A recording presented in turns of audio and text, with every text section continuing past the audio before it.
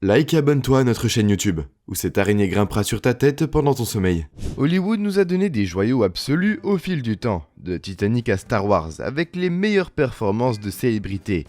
Mais saviez-vous que de nombreuses célébrités détestent en fait les rôles qu'elles ont interprétés dans le passé, parce qu'elles ont été mortifiées par la suite? Nous découvrons 15 scènes que les acteurs regrettent d'avoir accepté de filmer. Numéro 15. Kate Winslet dans Titanic. Le Titanic a existé plus longtemps que certains d'entre nous, et une des meilleures choses de ce film est la romance entre les deux personnages principaux, Rose et Jack. C'est parce que le film est presque parfait, et chaque scène est une valeur immaculée. Mais bien que nous puissions aimer toutes les scènes du film, on ne peut pas en dire autant pour tout le monde. Et surtout pas pour Kate Winslet. Après la diffusion de Titanic, et une fois qu'il a établi une popularité fantôme, Kate Winslet a été forcée de réaliser qu'elle avait fait une erreur fatale. Nous nous souvenons tous de cette scène où Rose demande à Jack s'il peut la peindre comme une de ses filles françaises. Vous avez vu la version non censurée Titanic. Kate Winslet a dû révéler beaucoup de choses dans cette scène. Mais bien qu'elle ait été d'accord avec la scène initialement, après la sortie du film, elle a eu de nombreuses interactions avec des fans enthousiastes qui lui apportaient des impressions de la scène, alors qu'elle posait comme une jeune fille française, et lui demandait de les signer. Ces interactions ont gâché Titanic pour Kate Winslet et, pendant longtemps, elle a regretté d'avoir accepté de tourner cette scène en 2011. Elle a également déclaré, dans une interview, qu'elle déteste faire des scènes comme ça maintenant, à cause de la réponse qu'elle a reçue au départ de Titanic. Bien sûr, nous compatissons avec elle, car qui voudrait être à l'origine de quelque chose comme ça? Les gens n'ont pas honte de nos jours. Numéro 14. Jim Carrey dans Kick-Ass 2. Qui ne se souvient pas du film Kick-Ass quand il est sorti? Le film a atteint le box-office à 96,2 millions de dollars. En raison de cette performance phénoménale, le deuxième film ne pouvait que sortir. Kick-Ass 2 est sorti en 2013 et Jim Carrey a joué le rôle d'un super-héros appelé Colonel Stars, qui finit par être assassiné par certains des autres vilains du film. Et son meurtre était assez horrible et gore. Bien qu'il était d'accord pour filmer la violence dans le film au début, il a changé d'avis lorsque quelques mois avant la sortie du film, l'incident de l'école primaire de Sandy Hook s'est produit, où de nombreuses personnes ont perdu la vie. Au fil des années, des études ont montré que la violence que les gens voient dans les films influence les gens à être plus violents dans la vie réelle. Et du moins, c'est ce que Jim Carrey a cru. Après l'incident, il a dit qu'il condamne le degré de violence dans le film et regrettait de l'avoir filmé parce qu'il était une menace pour la société. Pour ainsi dire, après l'incident, il s'est rendu sur Twitter pour aborder le sujet, et a dit qu'il a botté un mois avant Sandy Hook, et maintenant, en toute bonne foi, il ne peut pas soutenir ce niveau de violence. Ses excuses aux autres impliqués dans le film, il n'en a pas honte. Numéro 13. Jennifer Lawrence dans Passenger. Jennifer Lawrence, qui était autrefois connue comme la chérie de l'Amérique, a tout vu. Ayant déjà remporté un Oscar de la meilleure actrice dans un rôle principal, les directeurs d'Hollywood pensent qu'elle peut être le seul facteur qui peut faire ou non un film. Mais l'actrice a sa part de regret en 2016. Lorsque son nouveau film Passenger s'est sorti. C'était le film la mettant en scène avec Chris Pratt, jouant le rôle de deux personnes bloquées dans l'espace avec personne d'autre que l'autre sur qui s'appuyer. Maintenant que les deux personnages sont piégés ensemble pour l'éternité, vous feriez tous ensemble, de s'amuser à essayer de sauver le vaisseau spatial. Jim et Aurora ont vraiment leur façon de faire. Mais le film a aussi quelques scènes inconfortables, surtout pour Jennifer Lawrence. Alors que les deux personnages tombent progressivement amoureux, il y a plus que quelques échanges coquins entre eux, mais Jennifer était mariée lors du tournage du film. Numéro 12. George Clooney dans Batman et Robin. Il est difficile de croire que George Clooney déteste l'une de ses performances parce que ses films sont juste si spectaculaires. C'est peut-être à cause de son charme infini ou de ses personnages généralement pleins d'esprit. Mais quoi qu'il en soit, il était choquant d'entendre parler de cette nouvelle célébrité qui regrette le film Batman et Robin de 1997 par Warner Bros., qui n'était pas aussi de haut niveau que les autres films de Batman l'avaient été dans le passé, et ont continué à l'être par la suite. En fait, le film était considéré si mauvais que les fans l'ont dénigré pendant de nombreuses années après sa sortie. Mais peut-être que la personne qui déteste le plus ce film est George Clooney lui-même, qui le considère comme une de ses premières performances bien sûr. Cela n'aide pas, parce que l'intrigue du film et son exécution étaient tout aussi horribles. À une occasion, Clooney a même qualifié Batman et Robin comme un gaspillage d'argent et a dit qu'il avait fait du tort à la franchise Batman. Au-delà des réparations, il a également déclaré qu'il voulait s'excuser personnellement auprès du créateur de Batman pour avoir ruiné son héritage. Maintenant, nous ne croyons pas que le film était si mauvais, mais si Clooney le croit, il doit y avoir une part de vérité. Espérons qu'il s'est remis de cet écueil et a avancé vers de meilleurs horizons. Numéro 11, Burt Reynolds dans Délivrance. Au fil du temps, Burt Reynolds nous a donné certains des meilleurs films que nous ayons jamais vus. Et c'est en partie parce que ces films sont tellement riches en action. Saviez-vous que l'acteur filme souvent ses cascades lui-même? Bien que cela ne le dérange pas et qu'il prend même plaisir à les faire dans Délivrance, il a effectué une cascade emblématique qu'il regrette toujours d'avoir fait, encore aujourd'hui, dans la scène où il pagaille un canoë au-dessus d'une chute d'eau. Alors qu'est-ce qui s'est passé pour qu'il regrette cette scène? Eh bien selon Reynolds, il essaye d'être un dur à cuire, et il l'a payé cher parce qu'il s'est gravement cassé le coccyx. Numéro 10, Edward Norton dans The Incroyable Hulk. Quand on pense à l'incroyable Hulk, Mark Ruffalo peut vous venir instantanément à l'esprit.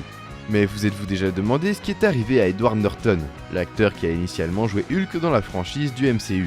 Alors ce qui est arrivé à Edward Norton selon de nombreuses sources, y compris l'acteur lui-même, Edward Norton a trouvé qu'il y avait des différences créatives entre lui et les réalisateurs du film. Selon lui, l'incroyable Hulk aurait dû prendre une direction similaire à celle de The Dark Knight de Christopher Nolan, a-t-il dit. J'ai adoré les BD de Hulk, je crois qu'elles étaient très mythiques, et ce que Chris Nolan avait fait avec Batman suivait un chemin que j'aimais bien, sombre et sérieux. C'est littéralement le mythe de Prométhée. J'ai préparé un truc en 2 films, l'origine et puis l'idée de Hulk comme le rêveur conscient. Le gars qui peut gérer le voyage, et il disait que c'était ce qu'on voulait. Mais il s'est avéré que ce n'était pas ce qu'il voulait. Il semble que l'acteur regrette son rôle de Hulk, car il aurait souhaité que ce soit quelque chose de différent. Mais le MCU est loin d'être sombre et mystérieux. Numéro 9, Terence Stamp dans La Menace Fantôme. Terence Stamp a joué le rôle du chancelier qui s'est allié avec le seigneur Sith Palpatine et s'oppose à la reine Amidala, dont le rôle est joué par Nathalie Portman. Selon certaines sources, Terence Stamp n'était venu à bord du film parce qu'il voulait jouer avec l'étoile montante Nathalie Portman. Mais quand il s'est agi de sa scène, qui est une audition au Sénat, Stamp est entré sur le plateau en espérant voir Nathalie Portman. Mais à son grand désarroi, elle n'apparaissait nulle part dans les dialogues qui devaient être échangés entre eux. Stamp a fini par délivrer son dialogue vers un morceau de papier sur le mur au lieu de Portman. Déçu, l'acteur aurait dit en interview que c'était assez ennuyeux. Mais on peut en dire autant de tout le film. En ce qui concerne Star Wars, ce film ne l'a pas fait pour les fans. Il semble que les fans ne sont pas les seuls à avoir été déçus par ce film. Numéro 8, Taylor Lautner et Twilight. Si vous n'avez pas vu la série Twilight ou le premier épisode de la série, de toute façon, vous vivez peut-être sous une roche. Le premier film a complètement pris le monde par la tempête à l'époque. Tout le monde ne parlait que de ça, mais maintenant, des années plus tard, alors que la série est enfin terminée, les 3 acteurs principaux semblent mécontents du film. Pourquoi? C'est que pour Kristen Stewart et Robert Pattinson, les films peuvent être une source inconfortable, parce que les deux sortaient ensemble pendant la production et ont ensuite rompu. Personne n'aime regarder un film dans lequel ils ont joué avec leur ex, mais qu'en est-il de Taylor Lautner dans le rôle du loup solitaire qui se promène torse nu dans les bois? Tyler a eu beaucoup d'attrait, mais pour l'acteur, il semble que c'était trop attirant. Même aujourd'hui, il ne respecte pas le fait qu'il a dû être torse nu pour un grand nombre de scènes dans le film, parfois même sans raison. L'acteur a fait face à de nombreuses réactions de la part de fans et des critiques, et est devenu le sujet de nombreux mèmes qui ont dû être durs. Donc il s'était juré de ne plus jamais être torse nu dans un film, surtout quand c'est montré comme étant votre seul point fort. Numéro 7, Elliot Page. Elliot Page dans Juno a fait son coming out en tant que transgenre en décembre 2020, s'identifiant auparavant comme Ellen Page pendant qu'il était sur le tournage du film Juno. Si vous avez vu Juno, vous savez probablement que ce film chaleureux et flou contient un thème et une histoire plus profonde et plus mystérieuse. Et alors que le film est aussi inoffensif qu'un papillon, il y a une scène qu'Elia Page regrette d'avoir filmée. Alors que Juno est enceinte et qu'elle réfléchit à des noms de bébés avec Jason Bateman, qui joue le rôle du mari de la femme, qui va devenir le parent adoptif de l'enfant à naître de Juno, tout en tournant le film, les candidats possibles pour le nom du bébé, le personnage de Bateman suggère que Juno devait appeler son enfant Madison. Ce à quoi Juno répond que ce n'est pas un peu gay par la suite. Une fois que le film a été sorti, on a demandé à Elliot Page de parler de cette réplique. Il a répondu qu'il regrettait d'avoir filmé cette scène parce qu'elle était homophobe. Maintenant que l'acteur a fait son coming out et a subi un changement significatif d'identité, la scène doit piquer beaucoup plus fort. Nous avons tous dit des choses que nous regrettons, mais malheureusement pour Elliot Page, sa remarque vit toujours et passe en boucle. Numéro 6, Burt Reynolds et Boogie Nights. Boogie Nights est sorti en 1997 et a rapporté presque 24,6 millions au box-office. Mais si beaucoup de fans l'ont aimé, il y a ceux qui ont un certain mépris pour le film. Ce n'est pas un secret que Burt Reynolds déteste le film Boogie Nights, car il n'a rien laissé au hasard lorsqu'il s'agit de critiquer le film. Même après la sortie du film, il n'a pas assisté à aucun des événements de presse et s'est fait un boycott de tous les efforts de marketing liés au film. Mais saviez-vous que l'acteur déteste tellement Boogie Nights qu'il a viré son agent pour l'avoir recommandé? On se demande ce qui n'a pas marché pour lui. Selon Reynolds, le rythme du film était extrêmement pauvre et n'avait pas beaucoup de sens, et selon ses co-stars, il n'était pas très amusant de traîner avec lui sur le plateau non plus. Il ne venait que pour faire son apparition et partir. En ce qui concerne son attitude, sa co-star Mark Wahlberg utilise des mots pisseux et pauvres. Eh bien, c'est juste embarrassant pour les deux à ce jour. Reynolds continue de détester l'expérience Boogie Nights et profite de chaque occasion qu'il a pour le frapper dans la boue. On ne sait pas pour vous, mais on aimerait bien avoir un petit détail sur ce qui s'est vraiment passé. Numéro 4. Robert Pattinson dans Twilight. Comme beaucoup d'autres acteurs qui ont joué dans Twilight, ils se sentent mal quand ils repensent à cette expérience. Comme c'est le cas de Robert Pattinson. Alors que Twilight a lancé la carrière de Robert Pattinson et lui a procuré un revenu régulier grâce aux 5 épisodes de la série, il semble que Pattinson ne soit pas si reconnaissant d'avoir été choisi pour le rôle d'Edward.